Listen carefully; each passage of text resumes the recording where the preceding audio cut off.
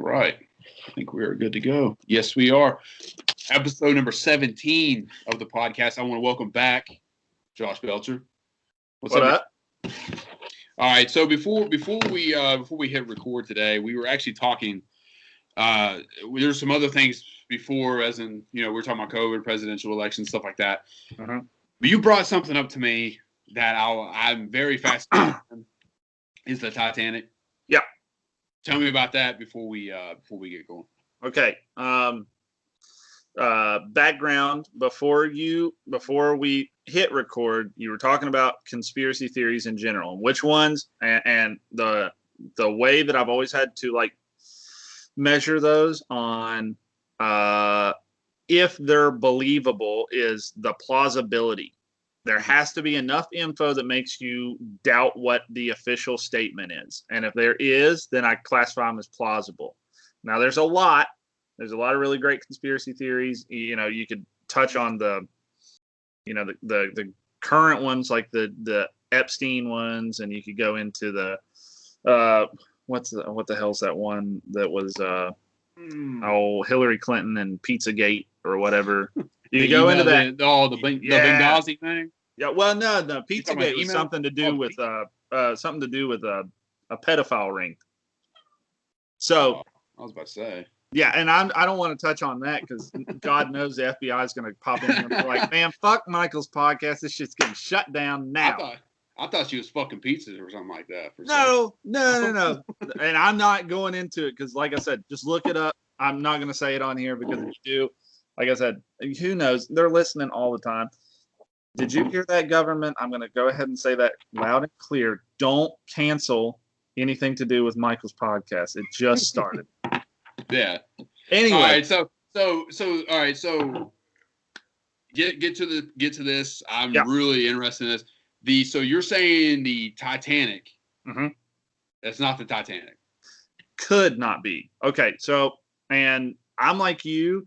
I love Titanic history, just the history of the White Star Line in general, between the Olympic, the Britannic, and the Titanic, and where they were, all of the ships came out at a specific time. Now, I couldn't give you all of the specifics in regards to this theory, but the conspiracy theory, I don't know how much you know about it. Prior to the Titanic being finished, which would have been in 1911, 1912. Yeah. 1912 is when it actually would have sank, but when it was still dry docked and it was still being built.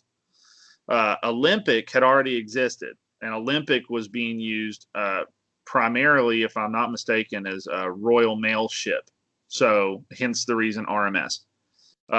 But it was being used primarily for that purpose. It was going across, and I don't remember exactly where it happened. But I do know that the HMS Hawk, which is a smaller warship, I believe, ran into the side of the Olympic, caught it at a glancing blow, kind of like at an angle. And it did enough damage to its starboard side, as well as its propellers, that the amount of money it was going to cost to get it fixed while you were still building Titanic, it was just going to be a loss no matter what. And the fact that it was a warship, you weren't going to get any money because that was coming out of the government. So you weren't getting around that. But so the theory, the conspiracy theory is that White Star Line committed insurance fraud by putting Olympic in the place of Titanic with the sole purpose of sinking it to get the insurance money. I think I've heard that a little. I've heard that going around a little bit.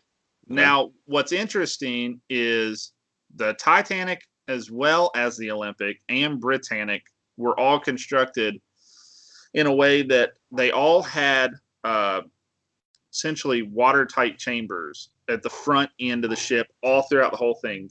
And the way that it was created was that any 4 compartments down there could be completely flooded with water, and the ship will still float, and it would be fine.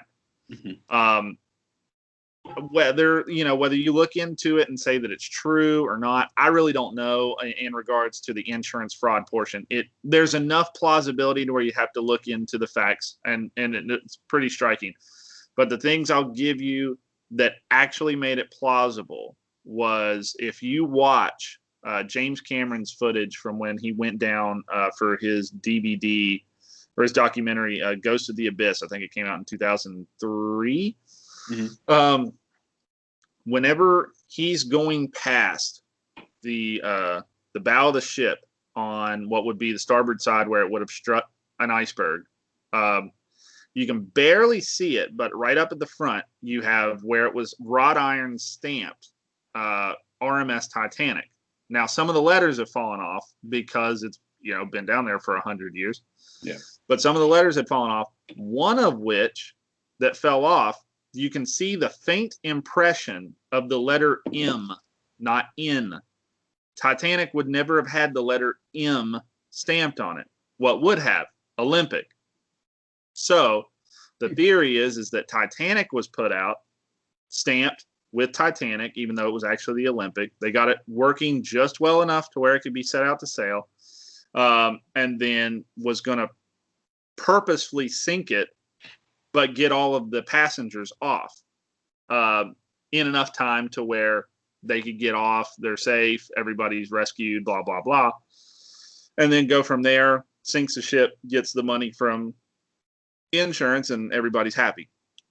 Problem was, obviously, iceberg. They were not expecting too few of lifeboats, just too cold, really.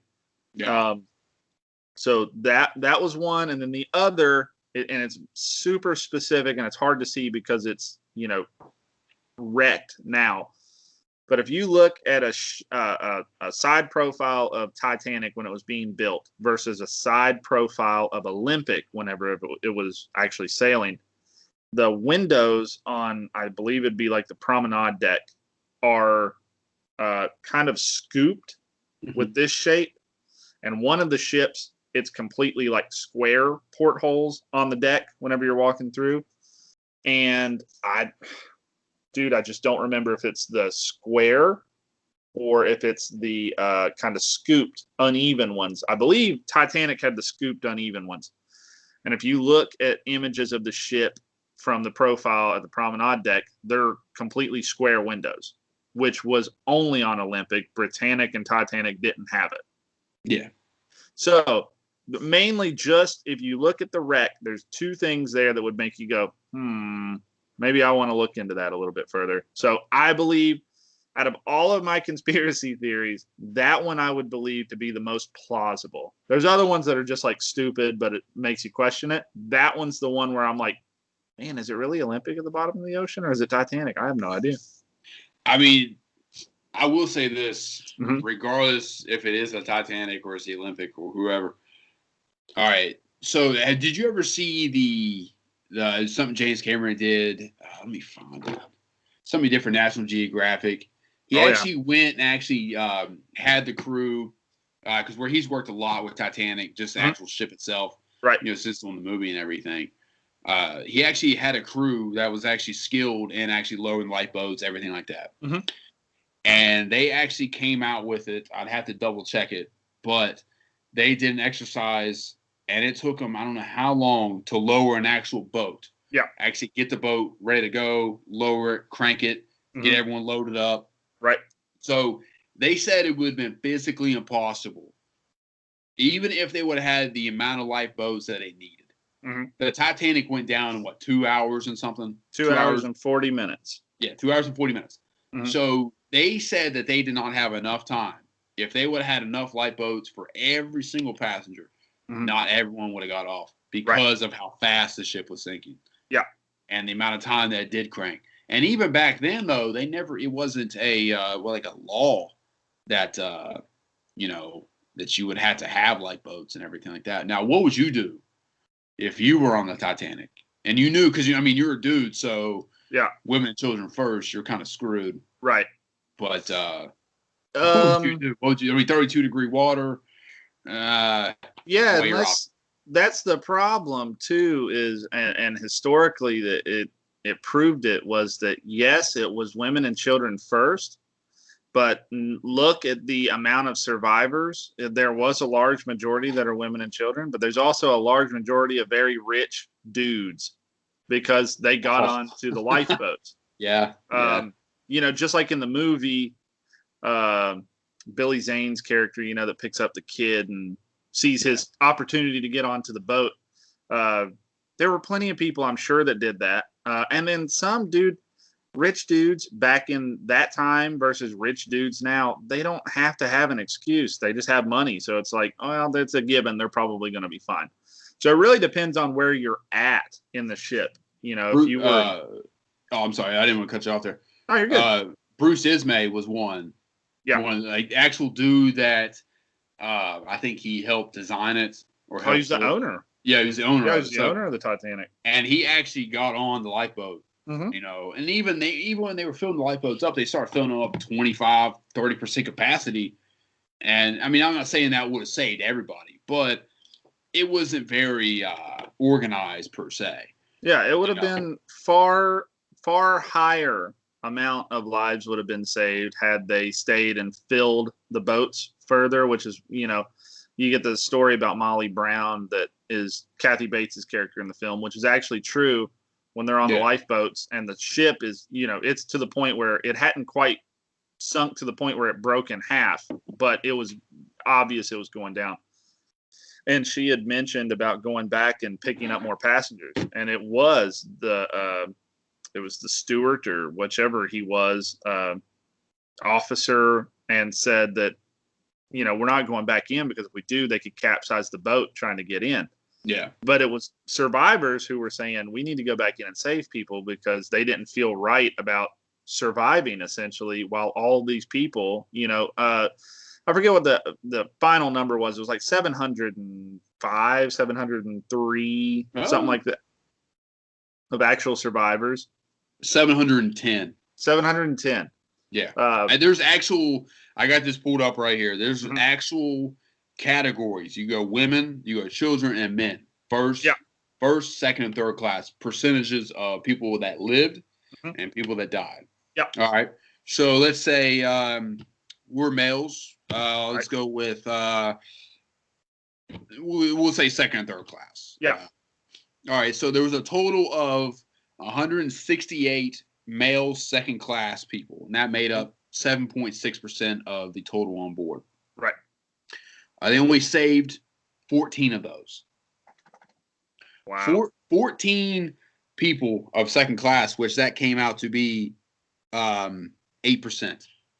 Wow. So only not even 1 in 10 of second class. Right. A male survived.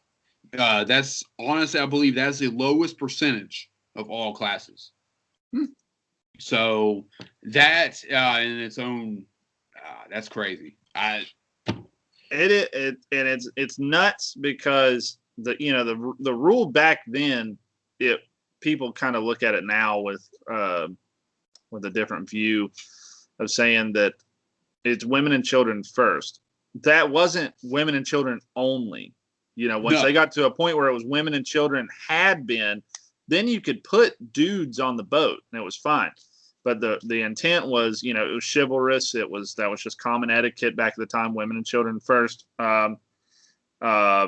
So there were male, obviously there were male survivors and ranging from the classes. A few of the people got saved from the debris field before freezing. Yeah. So it just varied. But the point is, whether who you want to point the blame at, that a lot of people want to point it at Captain Smith because of going full speed through an ice field.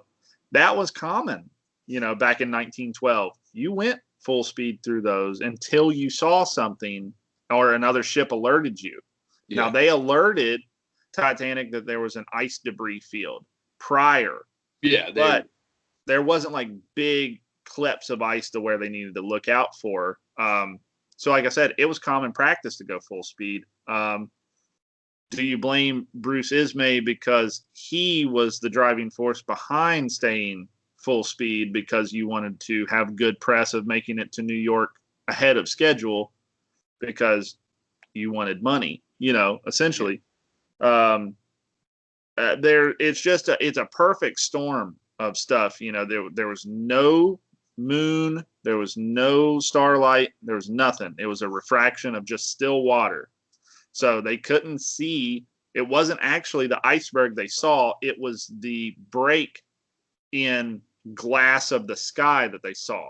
So whenever they saw the shadow of what would have been an iceberg, that's when they knew there was something there. Or at least that's how Lightoller said it.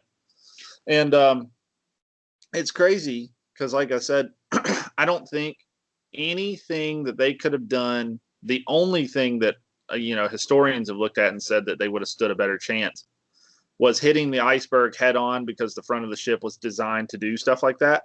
Yeah.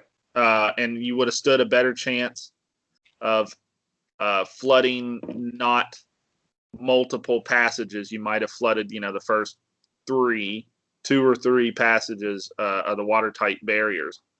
And you'd still been floating. You'd still been fine. In fact, you could have still sailed at that, I think is what it said. But it's just crazy, man. Like, it's sure looking back on stuff is hindsight's 2020, and like, sure, I would have had more lifeboats, or I would have gone slower through an ice field, or blah blah blah. Like, but that now. You didn't know that then. No. So it's what's that phrase? I don't do football, but it's like the Monday morning quarterback that looks back on the game. Yeah. And it's like, oh yeah, you could definitely change it now that you've seen it. Well, there is actually something to that point. You were talking about Lightoller whenever you saw well, you didn't see the iceberg, but there was no moonlight, nothing. Mm-hmm. They were actually saying now, I'll send you the link. I'll even post it here in the description. But basically, there was a mirage. You know how mirage is when you're in the sun in the desert. It's reverse mirage. Right. So basically, they didn't even see the iceberg until boom, right on it. Yeah. Plus, you had no binoculars. Right. Okay, you already didn't have that. Yep. You couldn't see the break in the water due to no moonlight. Mm-hmm. Okay, you had that. Right. Plus, this reverse mirage, where basically they were talking about accounts of people coming that were survivors on the ship. They said it was really warm, and then it got cold. Right. Okay, so that would cause it's crazy how they said it. I'll definitely post a link and everything. You guys, that'd be cool. But it definitely put a new perspective on the sinking itself. Yeah. Because if that was the case, which you'll never know. Yeah, you'll never know. You'll never know. And some people have been saying that survivors, which there's no one alive now, not anymore, that would have remembered it. Right. Or whatever. So you can't really, go off that. But if it did happen like that, like, that's crazy if it did, Yeah. That's why I said, dude, it's that whole situation is just like a perfect storm of things that all of these tiny little things led up to what eventually, transpired. Like you said, no binoculars. They just happened to be locked up from the previous watchman. There's no moonlight. Well, you can't control that. Yeah. The fact that you didn't have enough light boats, you needed them. Like, now it was unsinkable. Exactly. Now we know, and thanks to the Titanic, that's why the rule is that you have to have enough life vessels for every person on board. But prior to that, I think it was only 15%.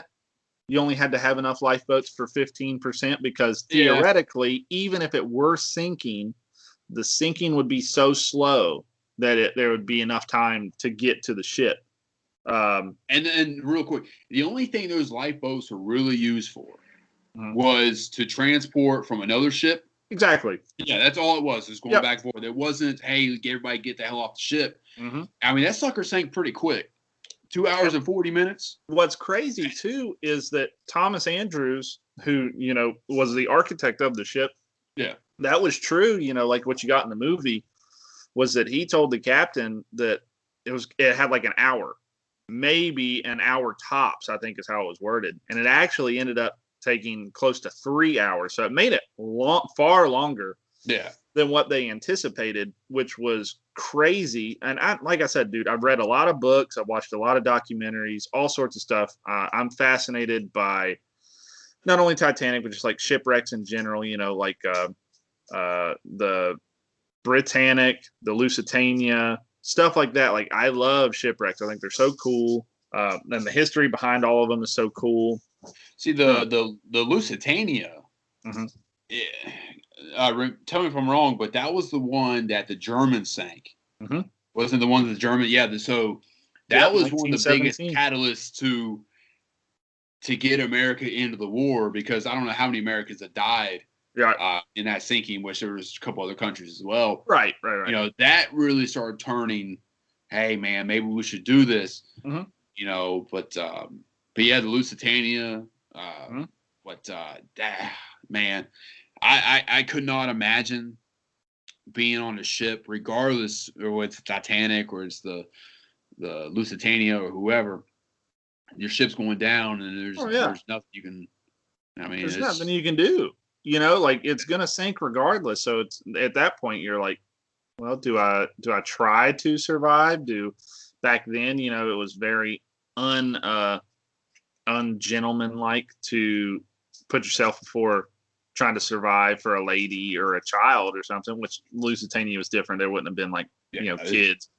But, you're thankfully, though, the difference too, Titanic sank in, like you said, 32-degree water, but it was salt water. So that's actually the feel was 25 to 28 degrees. So you go hypothermic like within 15 minutes, I think. 15. I think I read up that it was right around 15 minutes. Mm-hmm. A human being the average human being can last about 15 minutes. There was some people that did last longer, but the average human, 15 minutes, that's tops in that water. And exactly. And I know it's a movie, but when Leo says it's like 1,000 knives hitting you, oh, for sure. Jump in a cold pool at 60 degrees, at 70. That's how cold it is. Yeah. Where you can't breathe. That's just 60, 70 degrees. Right. We're talking 32. And 32 salt water. Yeah. So you're less buoyant because of that. It's nuts too. Like I said, the difference with Lusitania, it sank in a place that was far warmer and in comparison far more shallow. Yeah. Because down, I think, to the bottom of where Lusitania, it's either Lusitania or Britannic, and I want to say it's Lusitania. Let's see here. Where it sank is only like you could dive to it like as a scuba diver. You don't have to have a submersible to go to it, I don't think. You have to be an experienced scuba diver because it is a lot of compression, but it's only like 300 feet, I think. Yeah, well, they sank right off of Ireland. Mm-hmm. It was 1915. Okay. May 7th, 1915. And that was actually in the evening. This is afternoon time. Mm-hmm. So you didn't have the night effect of it and everything right. like that. Right. Let's see. Oof, man, that was out of 1,959 people, Mm-hmm. 1,198 people died in Lusitania. That's wild. Yeah, that was that was by a torpedo. Right. Yeah, so I think it was 2. I read somewhere that it was like survivors that were talking about it. You felt the initial one and then a secondary one hit. They thought they hit a mine and then a torpedo, but I actually think that it was like 2 torpedoes. Let's see. I don't know if it'll say or not. And I might, like I said, it may very well may be a different ship. It might even be Britannic. I mean, either way, I had to find out how long it took the ship to sink. Yeah. If you're just judging off those numbers right there, okay, so 1,900 people, that's a little bit more than what Titanic had.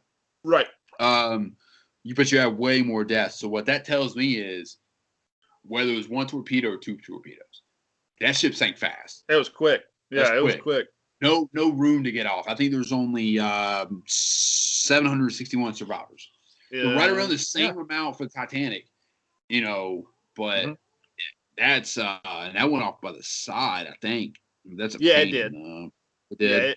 Yeah, it sank completely sideways, and if you look at a picture of it sunk, it's on its side. 18 minutes. I was about to say, I knew it was under 20. Minutes. Yeah, that's. And well, you got to imagine too. I mean, it's a huge fucking hole. Yeah. So just the amount of water that can rush into that from a torpedo. And that's the thing too. What helped Titanic, I think, a little bit was those watertight compartments. Yeah, where they could close them, but it just went. It went too far on the side of the ship. Was what the historians will look at. It went too far on the side of the ship. Was had it stopped a little bit, probably like a good 30 to 40 feet before it actually ended, it probably would have been fine. They would have been able to stop, keep afloat for however long it needed, and it could have been towed into where it needed to go if they needed to. Yeah. But yeah, it just, like I said, it's that perfect storm, man. Just that little bit. That was all it took to sink it.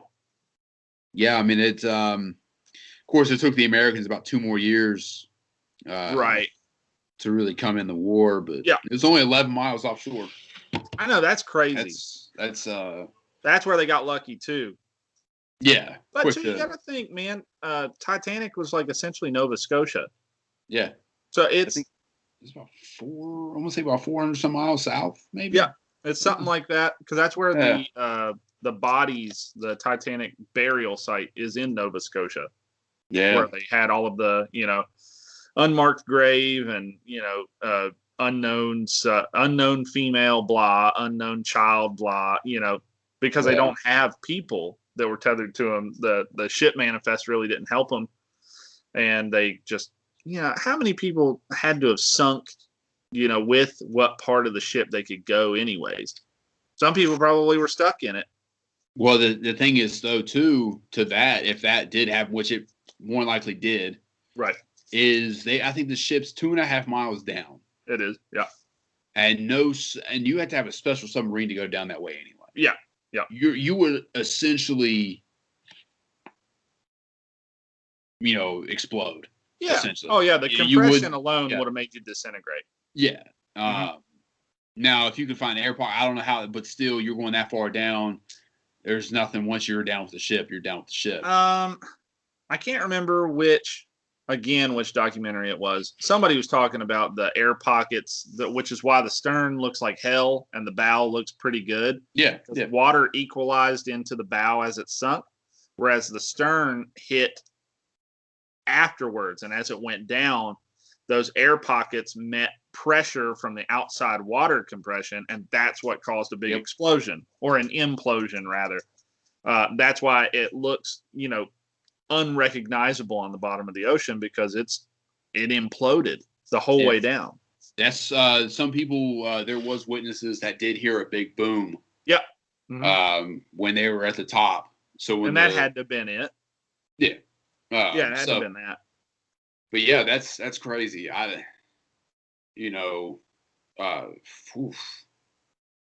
That's crazy. I'm sure how many people watching this episode are going to be like, man, I love Titanic. Not. I thought. Listen, man, I'm a huge Leonardo DiCaprio fan, so he's pretty great. I'll watch it, but I read something where he said that acting sucked. Looking back on it, like his acting sucked at it. Like it's just because it was so long ago. Yeah, for him, I mean, he had like What's Eating Gilbert Grape, which was fantastic, and that's one of his best roles ever. That's like his first big thing, but the first movie that kind of made him blow up, as a that made him an international star. Oh yeah, it was Titanic. So yeah, he's gonna look at that and nitpick it to death because of that. But no, I mean, like, has he acted better? Yeah, duh. But his character was pretty like, what was he gonna do? You knew he was gonna die, so it's like you got this little bit of time to build up what's gonna be a great character in even the real time of the film, or the real time of the ship film to take place is what, from the 10th to the 14th? April 12th. Well, actually, yeah. No, it's April 14th, 1912. I thought it was April 12th. Nope. April 14th, 1912 is when it struck the iceberg. April 15th, technically, is when it sunk because it was 2:40 in the morning. Well, I mean, still though, either way, that's true. And I even went back and watched that movie, and I was like, damn, his acting did kind of compared. It kind of, you look at Wolf of Wall Street, you look at Shutter Island, you look at Inception, or you look at man, look at him in Django. You know what I'm saying? Like, dude, that is a complete that's one of his best. Oh yeah, Django is one of his best performances. So, what would you say? I know you said Titanic. So, would you, if you had to say two other conspiracy theories? You don't have to go into detail about them, but what's two other of your top three? We'll say Titanic's one of the top three. Yeah, right. I would say, in terms of plausibility, Titanic's number one. Titanic Olympic, that's number one. I guess that's a definitive one. Like, do I know the actual answer? No, but I do not 100% definitively believe the official story. I don't think that Lee Harvey Oswald killed Kennedy. We're going to talk about that one. I am 100% not into the. I just don't believe it. There's been. I agree with that. Yeah, there's been too much proof that goes into where they've tested, that specific Carcano rifle, where they tested from the distance with a current sniper and an expert marksman, and he couldn't get the gun loaded and unloaded that quick to chamber another round into it. It just, the time frame is implausible. The trajectory of like how Kennedy's head went forwards and then blasted whenever he finally is done, you don't get that motion. And the trajectory of the bullet that ended up in that governor or congressman or whatever he was, ended up in his thigh and his wrist. So there's a shot that comes from behind Kennedy, but the thing that I think the official story tells you, the one that went through Kennedy's neck and down, is what they say is the bullet that ended up. The magic bullet theory. Yeah. So they think that's what ended up in the governor. Dude, I will tell you, and man, I'm just out to get the fucking FBI all on my ass with this. Go ahead. Go with it. I 100% would say I believe Johnson had something to do with Kennedy being assassinated. I've heard of that. 100%. I've heard of. To be honest, I don't have a definite. This is my opinion of it. Yeah, I just can't. I don't have one. We grew up in school and saying, "Oh, Lee Harvey Oswald." Yes, could he have done that? Yeah, he could have. I think he was trained enough to do it. Yes, but with all it just doesn't add up. No. It just doesn't add up. Was Lee Harvey Oswald, was he into some other shit? Yes, he was. No, for sure. He was in with the Russians. Of course, he lived in Russia for an ample amount of time. He was in the Marines. So, yes, he was weapon trained. Yep. But to say that he did it alone, no. He was the fall guy. Why? And that's where this conspiracy theory takes off, is he never had his day in court. Yeah, why did Jack Ruby kill him? There's where the conspiracy theory takes off. Yeah. Is because of that. If Lee Harvey Oswald is able to come out and say, "Hey, I didn't do this," that will throw doubt on him. That the American people at that time would have been like, maybe he didn't.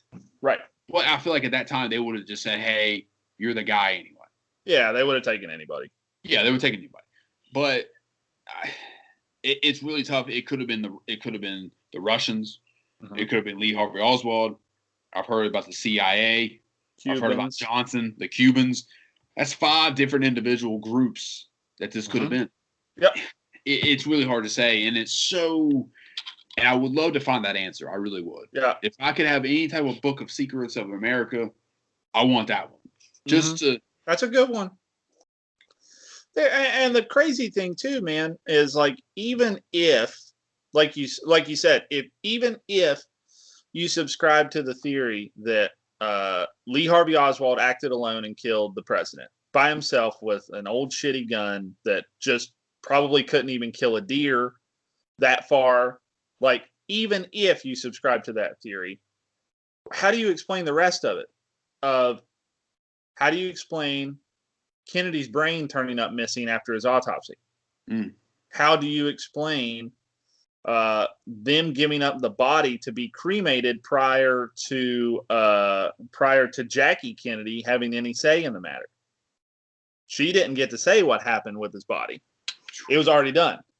Then how do you explain why was the swearing in of Lyndon Johnson so rushed that it had to be done on Air Force One, on the spot, in front of Jackie?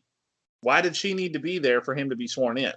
He requested, like specifically requested, Jackie Kennedy to be there, still covered in blood, by the way, still covered in her husband's blood, to watch him be sworn in on Air Force One. Now, obviously, we didn't need the president to be sworn, or the vice president, rather, to be sworn in on the spot. It could have been done while they were in Washington after this. Yeah. But why did it have to be done there? Hence the reason I think Johnson, because Johnson hated Kennedy. Johnson thought Kennedy talked down at him. Johnson thought that Kennedy thought that he was smarter than what he was. And there's a mistress of Johnson's that has been on recording as well as written into a book that said that Johnson said prior to Kennedy being assassinated that, I'm paraphrasing, but she said that he told her prior to it happening, a couple of days before, maybe the day before, something, that we'll see if those Kennedys make fun of me again. Something to that effect was said, right? Johnson has ties to the mafia also. Oh, real quick. You said something about the mafia. There's number 6 for Kennedy. He had I guess his dad had dealings with the mafia. Oh, the mafia apparently helped him get elected. Yeah, that was number 6. I didn't want to cut you off there, but that was number 6. No, and that's a very prime example. That's why I said of anytime you got to look into something like an assassination, or you look into a political killing or something, anything like that.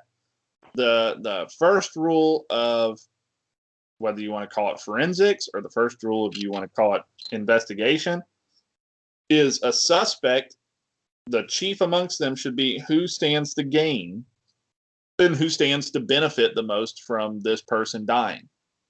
Well, in this case, it's Johnson. Johnson becomes the president if Kennedy's dead.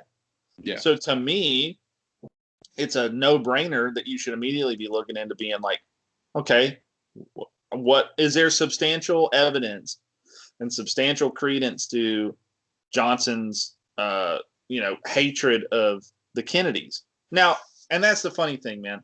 Mm-hmm. It's like, do I think the Kennedys are great people? Fuck no. I don't think that John Kennedy was a good dude. He did some shitty stuff. Robert Kennedy did some shitty stuff. Ted Kennedy did all sorts of shitty stuff. I mean, for God's sake, he let that woman drown in the lake after the car crashed and got out. I think I remember hearing about that. I don't. Of course, we weren't live, but I remember hearing something. But that's what I'm talking about. Like, do you know the amount of shady dealings that the Kennedys in general have had their hands in over the course of American history? Not just, the Kennedys like John Kennedy and Robert Kennedy that we would know from school and history, and Ted Kennedy from being a senator while we've been alive, but like his whole lineage, the amount of shit that the Kennedys have been involved in that are 100% true things that you can find, not rumor and hearsay and whatnot, but things that you can 100% substantiate to be true. The amount of things that they've had their hands tied into, it's no wonder somebody wanted them dead. Yeah, that's... Man, Kennedy, you would not have voted for Kennedy if you were alive back then? No, and I don't want it to be said that way either, because I get misconstrued there. Kennedy would have been the last, what I think, running as, in his case, a Democrat. Yeah. One of the last candidates that ever ran that truly could be a moderate, that had Republican leaning, that had Democrat leaning, but was a good middle of the road candidate. Yeah. to run for president. No, I think that is the case in his case. I would have liked to have seen where his presidency would have ended up, because he only went 61 to 63. Yeah. I would have liked to have seen what he could have done. But like I said, him in general, I would say you said the top three, Titanic being one, Kennedy being second, but Kennedy is tied to my third also, and that's Marilyn Monroe didn't OD. Marilyn Monroe was killed. You know what? I don't want it to seem like we're agreeing on everything, but I've heard this one before, and I agree with that. I don't think that Marilyn Monroe, killed or OD'd or whatever. I think that was. I think she talked too much. I think they were like, "Hey, this girl knows too much. Let me rephrase that. This girl knows too much. Yeah, we need to do something about this." And to that point too, right? Kennedy was the last completely sane Democrat. I agree. As in a, hey, we're going to stick to our values, moderate. Hey, try to do both sides. Yeah, we're going to try to do both sides. I've become a big fan of Kennedy the last couple of years. I think what he was talking about, secret societies, if you ever look into that kind of stuff, I think he was really hitting the head on it.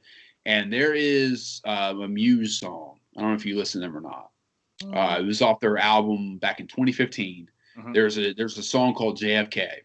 Okay. I can't remember what speech it was from. It was from some newspapers in Boston. I don't know what it was. But listen to that. Yeah. And what he talks about in there, let me see if I can pull it up, just the lyrics of it. Yeah. I know it's like different speeches tied into one, but listening to that is, hold on, let me find it here. But I think Kennedy, like you said, you don't know what would have happened with him. Right. What would have happened with Vietnam? Vietnam is one of the biggest things. And have you ever seen 11/22/63? Oh yeah, I read it. Yeah, I read it. You read it, watched it probably. Yeah. That right there is the main reason why he went back. Why they went back in time. That right there was Vietnam. Would he have done differently to Vietnam? We don't know. It's one of I don't know what your opinion on that is. When I looked this up, I have no idea. I don't know. I don't know, man. Because the way he handled the Bay of Pigs is what makes me think I don't know how he would have handled Vietnam. Now, do I think he would have intervened like what we did if he were still president? I don't know. Probably would have done so with the same way as we do, as strategic military strikes on certain areas. But I don't think we would have been full-fledged part of the Vietnam War like we were. With Johnson. Yeah. With Kennedy, I don't think it would have happened. I think he would have gone for specific cells of areas strategically, but I don't think he would have sent, troops in and been like, yep, we are a full-fledged participant of the Vietnam War, which, by the way, was a complete fucking waste of time. Yes. Why were we there? Kind of like with the Middle East. Why are we there? Yeah. I mean, I could go on for days on that one. It's just, I don't see the point, in the Vietnam War. I didn't see a point in that. I thought, for the most part, and just how military-wise, we did not lose. We lost because of our government did not allow us to win. Yeah, it's hubris, man. You could go on and on for that, but almost 60,000, people died in that, and that's and countless people, I have family members that was in Vietnam, and they carry that for the rest of their life, Oh yeah. And it was for what? We would take them out and give it back to them, and we go back a couple weeks later and get the same mountain again. For what? So I said that war was so pointless, and I'm not, and I don't want that to be misconstrued. Anybody that might have heard that whenever I say like it's pointless that we're in the Middle East, I'm 100% supportive of military having to do that stuff. Like, I'm supportive of the fact that they did it. I think the family that I've had that have participated in the war for Iraqi freedom and Desert Storm and everything that's been in between. I'm supportive of the fact that they went in and did what they needed to do. However, I think we ended up in the Middle East because Bush had to go in and finish what his daddy started. Yeah. I don't think it had anything. I think 9/11 was a catalyst to say he's probably going to do it anyways. But to what extent? Now, I do think that there needed to be retaliation. There needed to be, you can't come into the country and make a mockery of us and then expect us to just sit there and be quiet. I 100% think that something had to be done. But the fact that when did that happen? 2001. Yeah. And we're still there 20 years later. You know what I mean? We're still there. There has been, for certain people, think of kids that have been born post us. We've been at war their entire life. Yeah. And in some capacity, not necessarily full-fledged war like we had been in the early or mid 2000s, early 2010s, stuff like that. But in some way, shape, or form, we have been at war for the entirety of some people's lives in our country, as well as the Middle East and stuff. I don't know, man.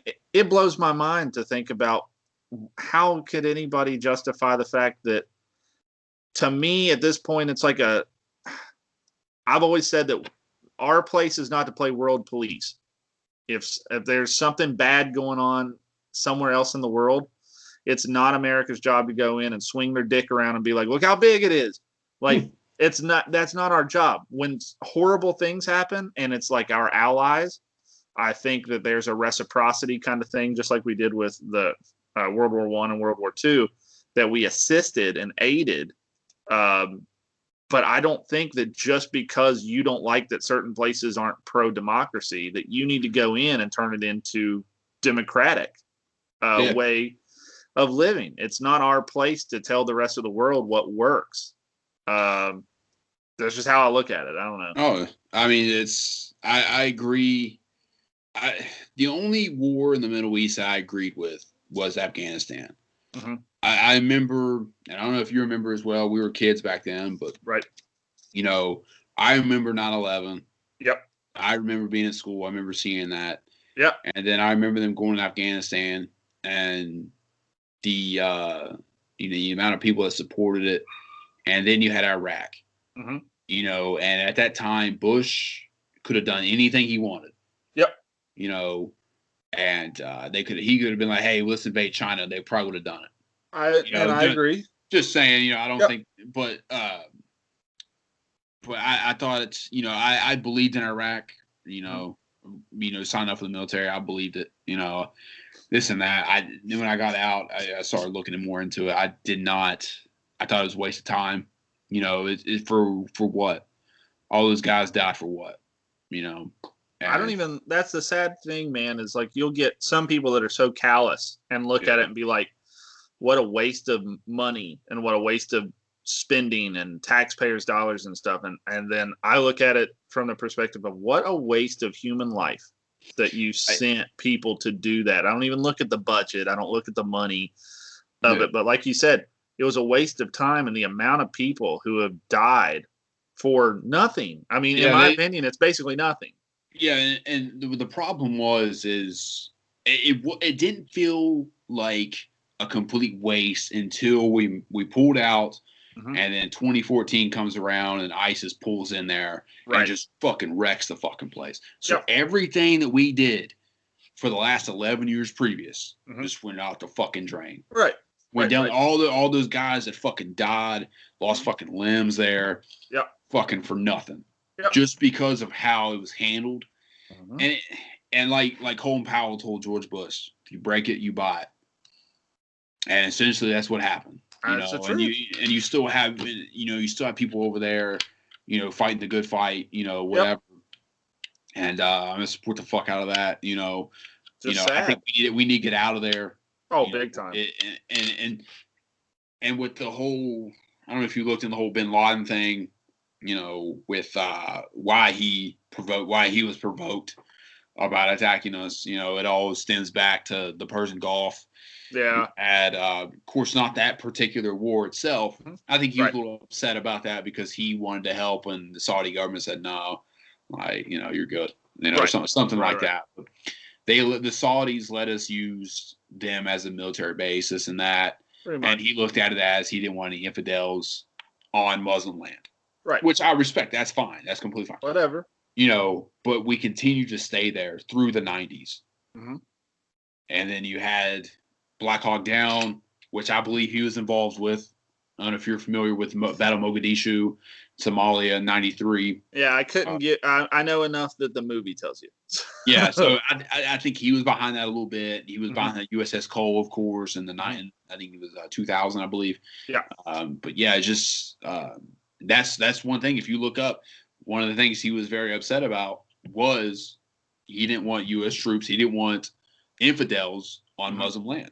Right. And I don't see a problem with that. I don't get me wrong. I did not want him to attack America. No. Of course, right. And I don't think anybody listening to you would think that. No. But like you said, that comes back to that thing of us playing world police. Did we have a reason, like a legitimate reason to be there? Did America have a reason to be there?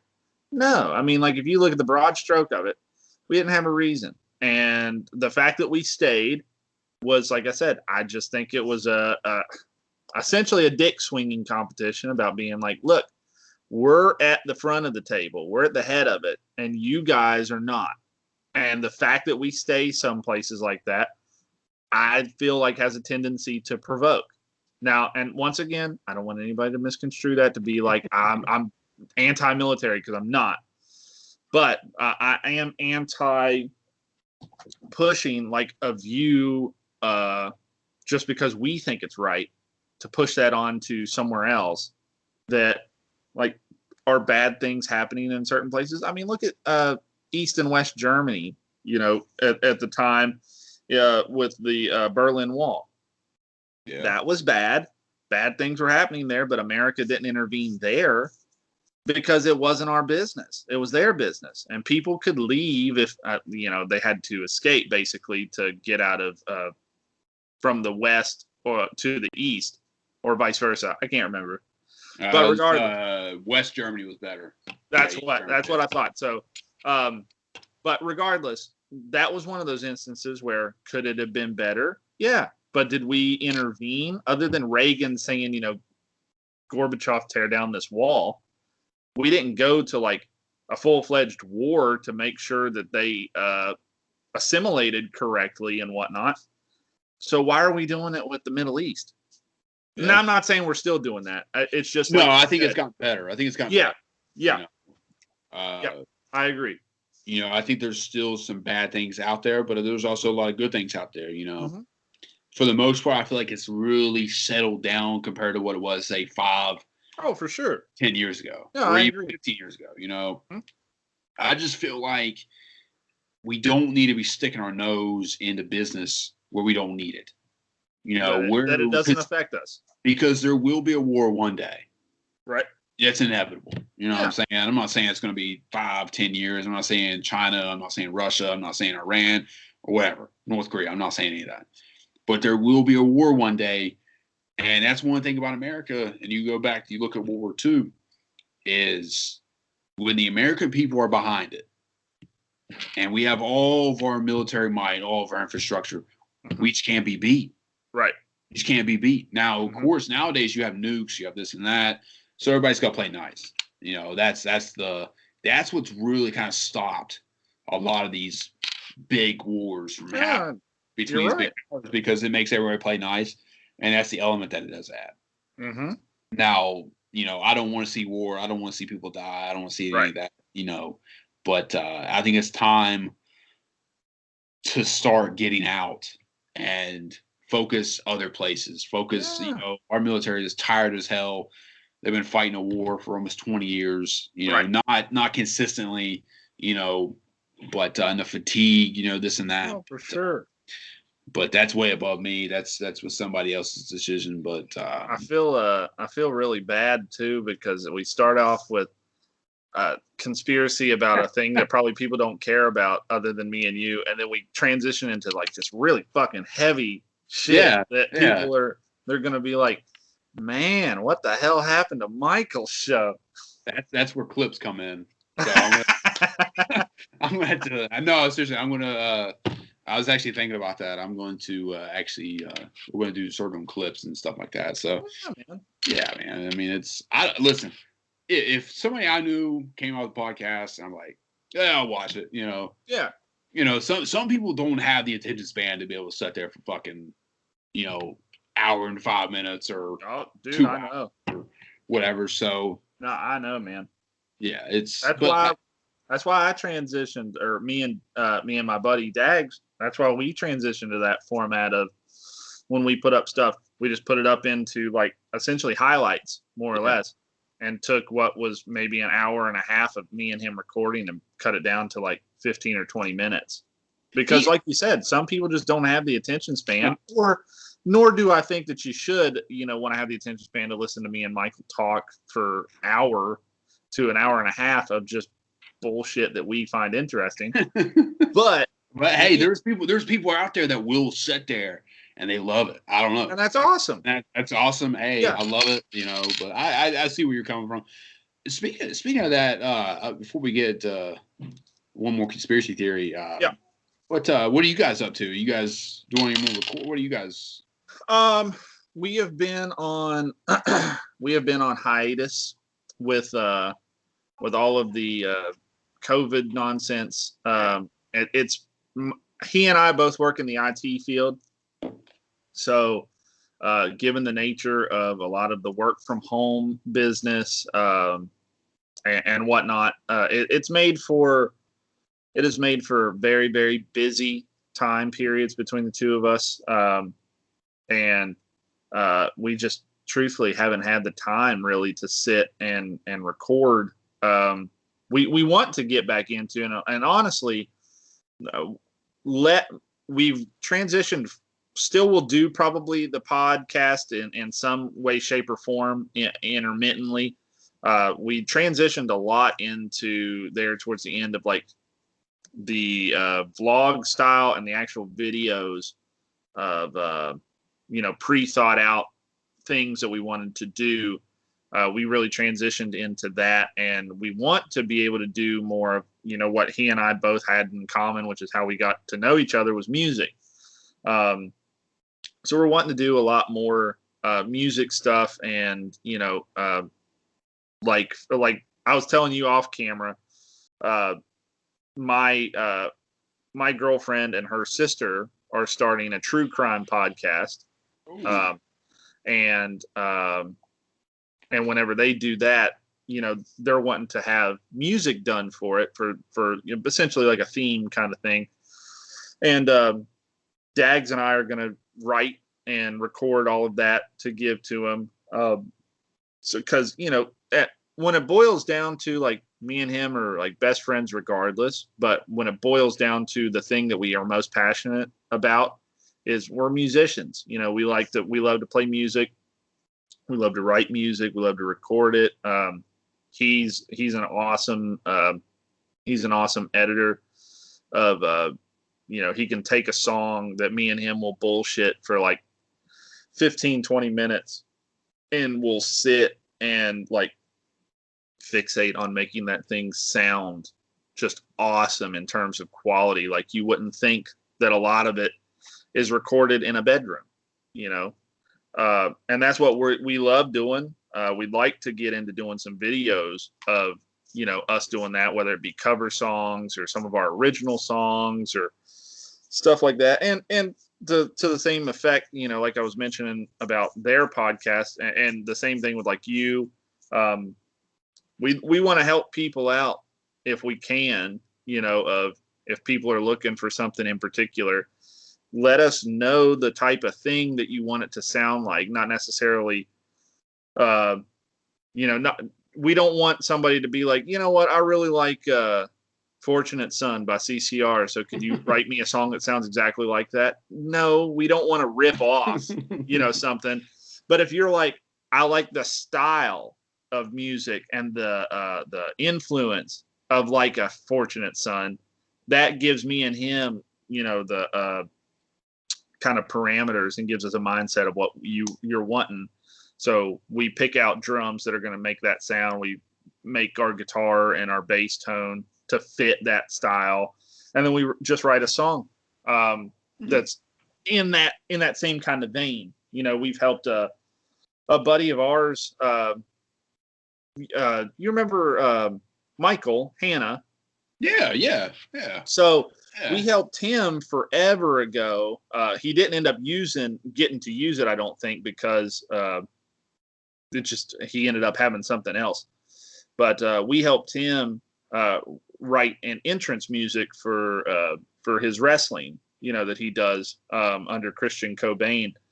And we helped him out and wrote a song and recorded it and sent to him. And like I said, it just didn't end up working out for him to be able to use it. But that kind of stuff, man, we love that to give. It's because at the end of the day, it's like a challenge. Hey, here's this thing that we want. Here's how we want it to sound. Can you guys pull it off? And for me and him, we love that. So, and that would be interesting to me, interesting content for the two of us to make. It's kind of like a niche market of, YouTube that would actually want to watch that. It's basically music people for the most part. But that we got out of that style, or at least me in particular, and I'd say Dags is the same way.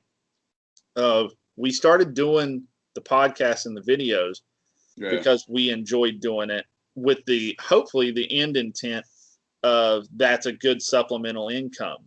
And then it turned into, for me anyways, and I can't say specifically for him, but for me, looking at it from that perspective kind of made you put blinders on to what your product was.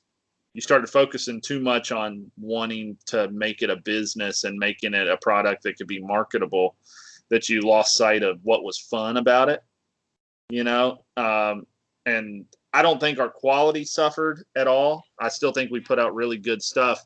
But I can only speak for myself of when I start looking at something from the perspective of the end goal is just to make a business out of it and whatnot, I'm going to eventually go on autopilot.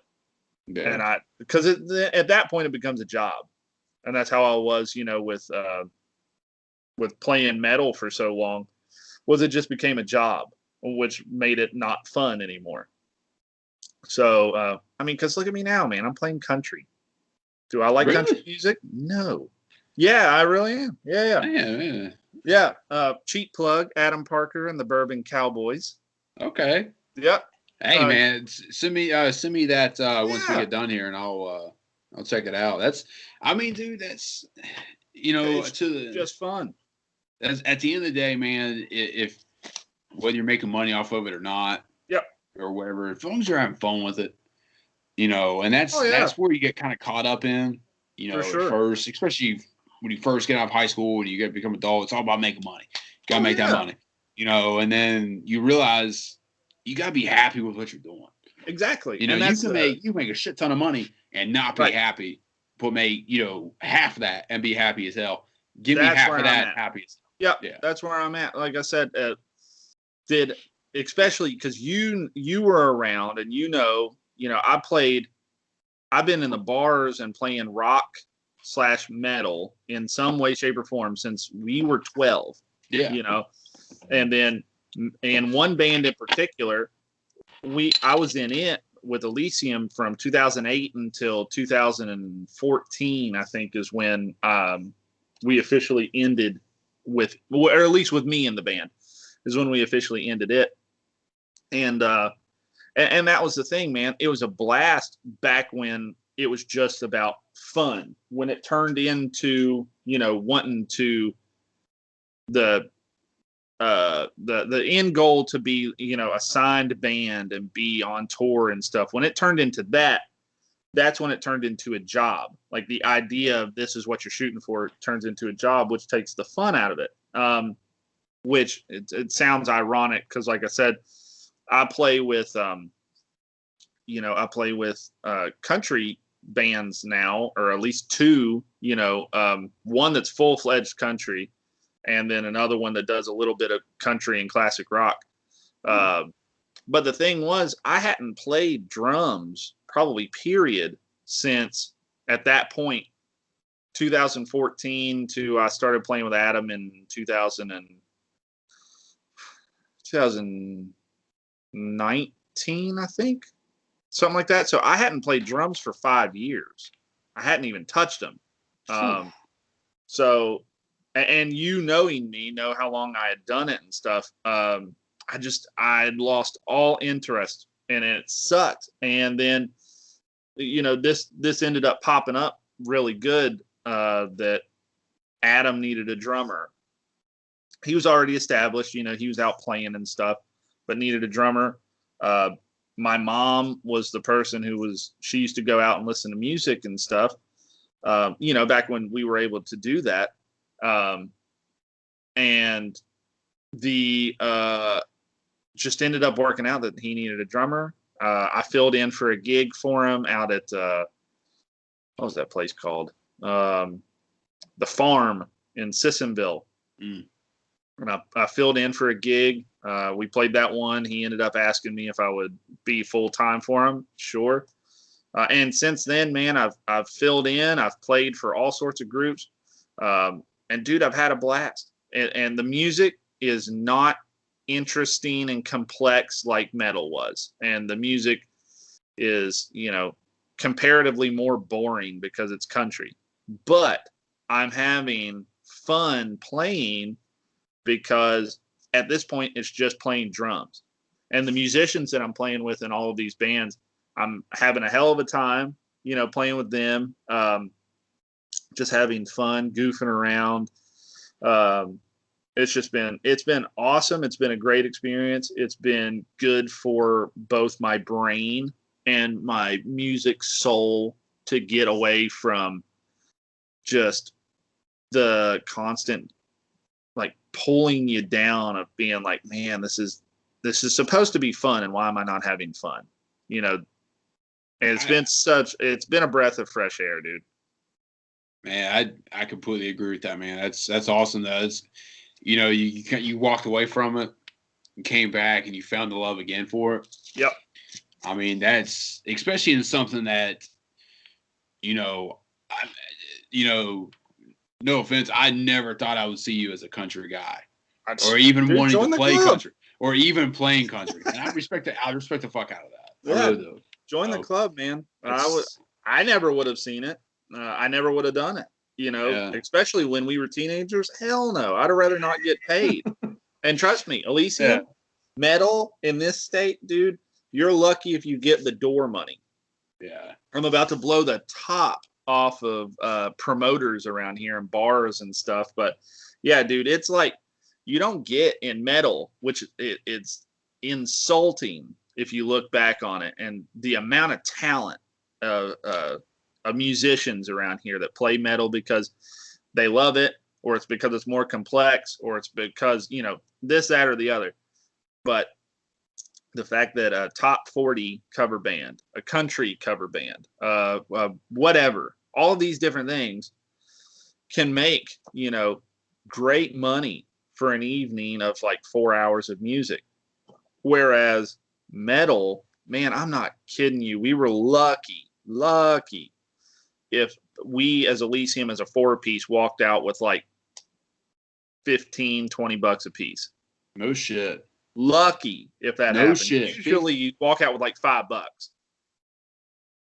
If you don't mind me asking, what's the roundabout that you make now? If you would go now, compared to metal? Yeah. I usually for 4 hours, depends on what we negotiate with whoever books us and stuff.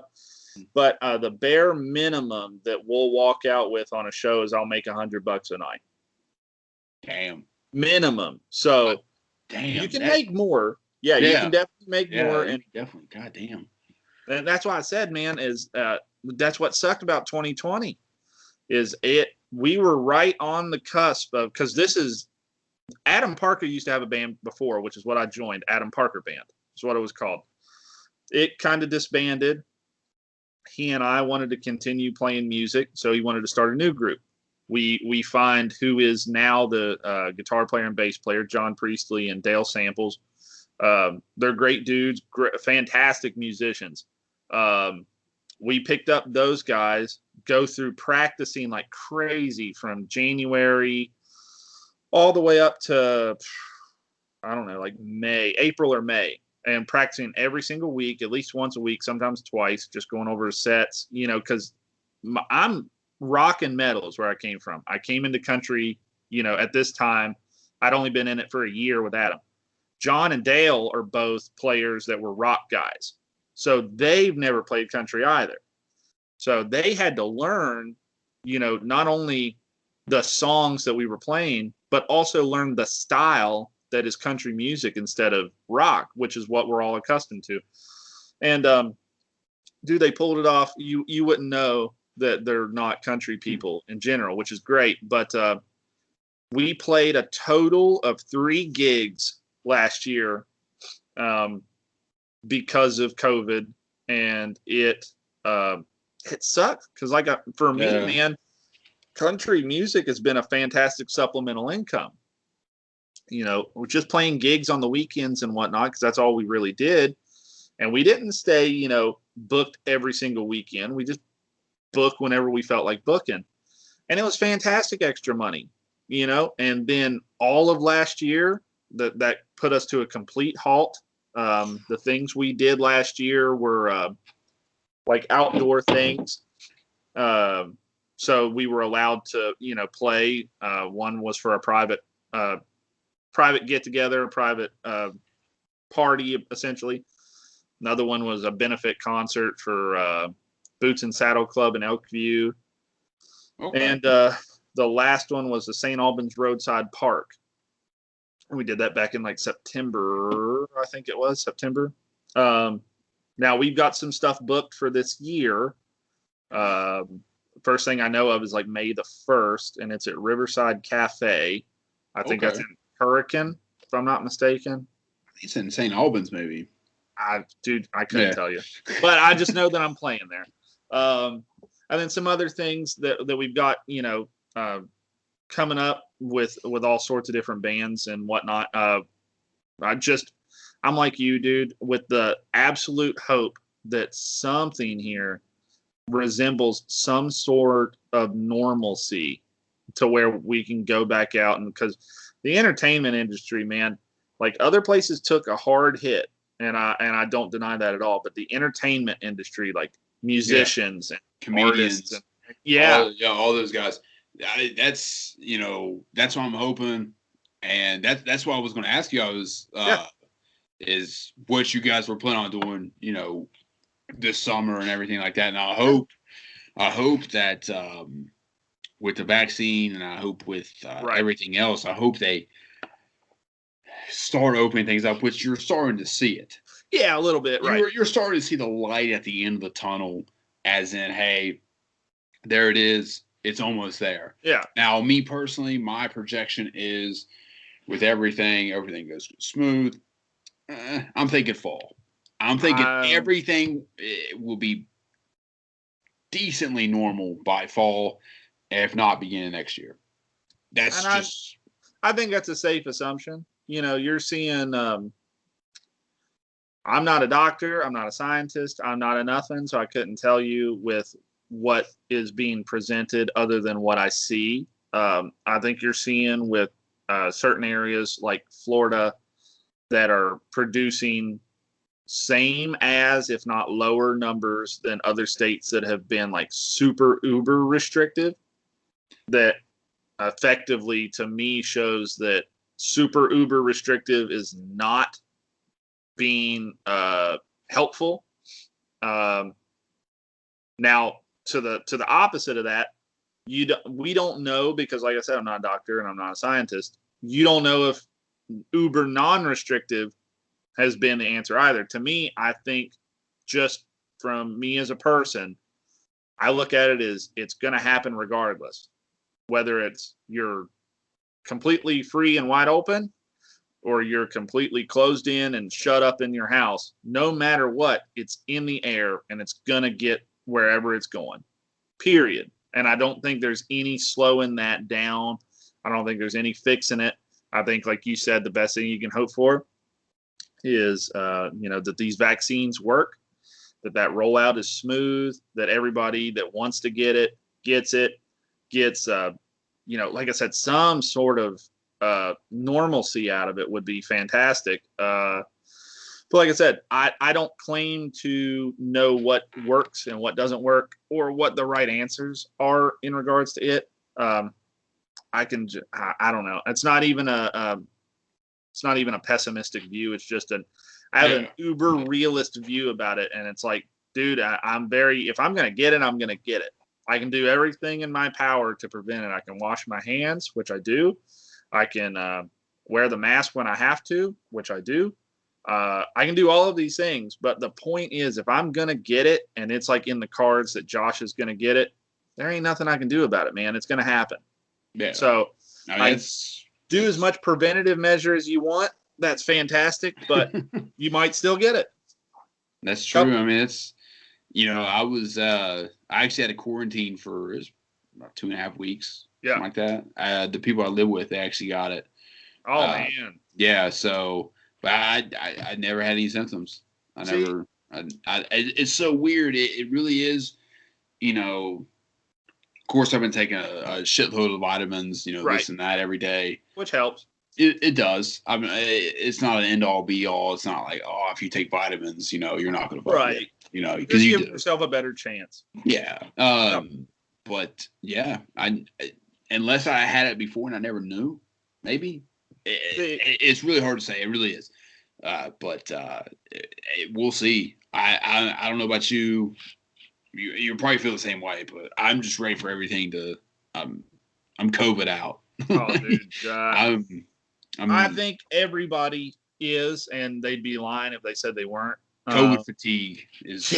Yeah. Like I said, I understand, and it's horrible for people, even if you didn't have depression prior. This has been horrible for people to develop it, and mental health in general is taking a really big hit with all of these restrictive measures to where,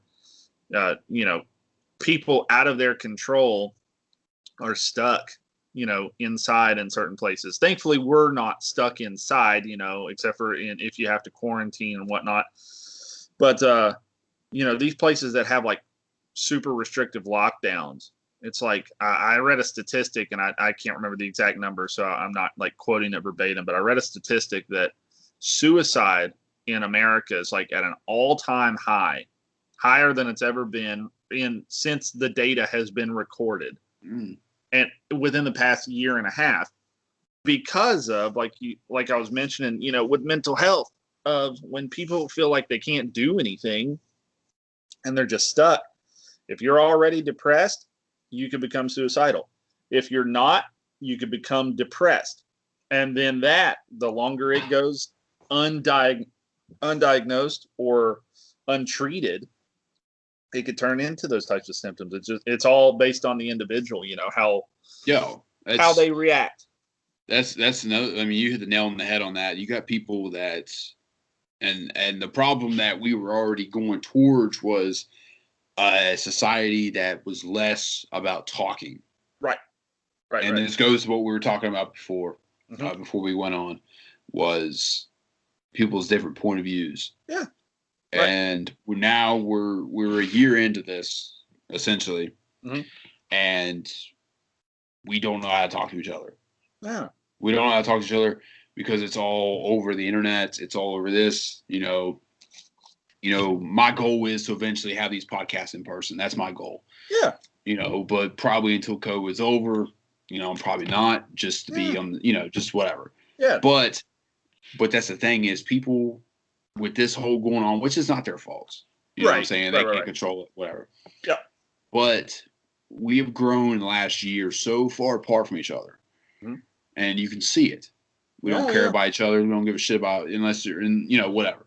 And that's how it should be, you know, regardless. But I'm hoping when this is all over, maybe we start going towards that. But with the way, texting, with social media, I don't see that getting any better, at least with that aspect. No, and I'd agree. I think once you're able to have conversation and person-to-person interaction, I think you'll see a difference. Just hugging somebody, man. A legitimate, physically touching, that legitimate person interaction, not, hey, I'm going to come up to you and give you a fist bump, but I got to stay 6 feet apart and wear this mask. That's effectively what you and I are doing right now. And we're talking over a camera and you're not actually here. Yeah. Anybody can go through the motions whenever you're put into that restrictive of a box, but that doesn't make you care. You know what I mean? So like, I don't think that the whole COVID, 2020 and going into 2021 has changed my outlook on things. I think my personality has naturally progressed to a point where it's like, you don't stand to gain anything from holding grudges. You don't stand to do yourself any better by being upset about things you can't control. That's not to say you shouldn't get upset, but the way you dwell on them, Yes. And then and super simple things that I may have felt that way before, but didn't say it. And now I feel more, and that could be the COVID bit of it that compels me to vocalize it more than just act on it, which is, dude, life is so stupid short. Just go out of your way to not be a dick. Go out of your way to make somebody happy. Go out of your way to tell people if they're miserable, go do what makes them happy. It shouldn't all be about my job, this, and I need to have money for that and whatnot. It just, if you, like you kind of said earlier, if I could make a fuck ton of money, but I'm miserable, versus I can make a marginal amount of money and do all right, but I'm super happy, dude, I will 100% support you. Go make the minimum amount of money you need to and go be happy, because you're not taking any of that money with you when you die. No. You're not taking any of the things that you buy with you when you die. Enjoy what you have. You know what I mean? Go enjoy. Exactly. Thank you. Enjoy life, man. I mean, if everyone thought like this, I think we'd be in pretty damn good shape. Oh yeah, dude, 100%. I'm not perfect. I've said and done things before, this and that, but man, like, you just gotta care about people. Exactly.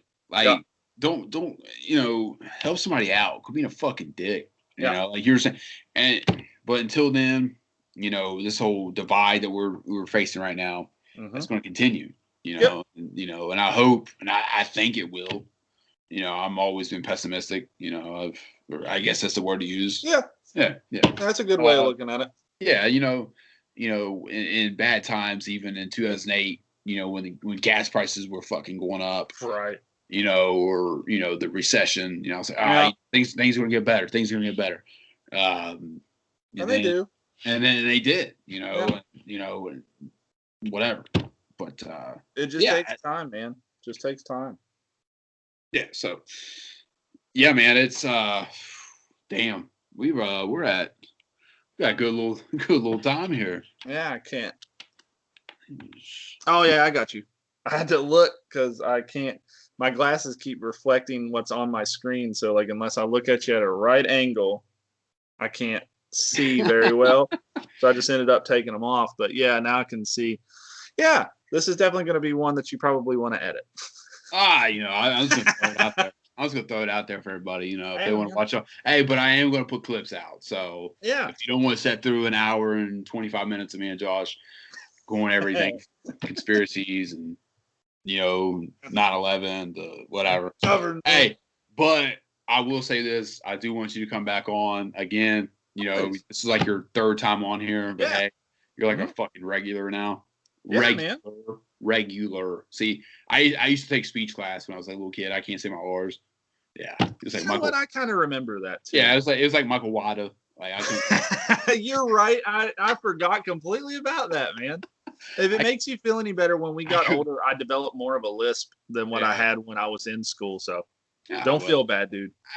It kind of corrected itself, but sometimes I gotta like regular. Okay, there we go. Slow it down. There it is. See, there it is. So, but I do want you to come back on because I know we didn't really get to really talk about all the conspiracies. And I want you to come back on and we're going to talk about just straight conspiracies. You know, we're going to have like a dedicated episode, straight conspiracies. So get studied up on that. You know, I got you. Probably here next couple of weeks, I'll probably have you back on. That's cool. We'll talk about all that and everything, but stay tuned before when we edit here. Stay on for me, and we'll talk a little bit and everything. But I do want to thank everybody for coming on or watching us for an hour and 25 minutes, or listening to us, however you're doing it, either through Spotify, iTunes, or you're on YouTube. But we'll be back here soon. But I do want to thank you, Josh. Always, man. Always. All right.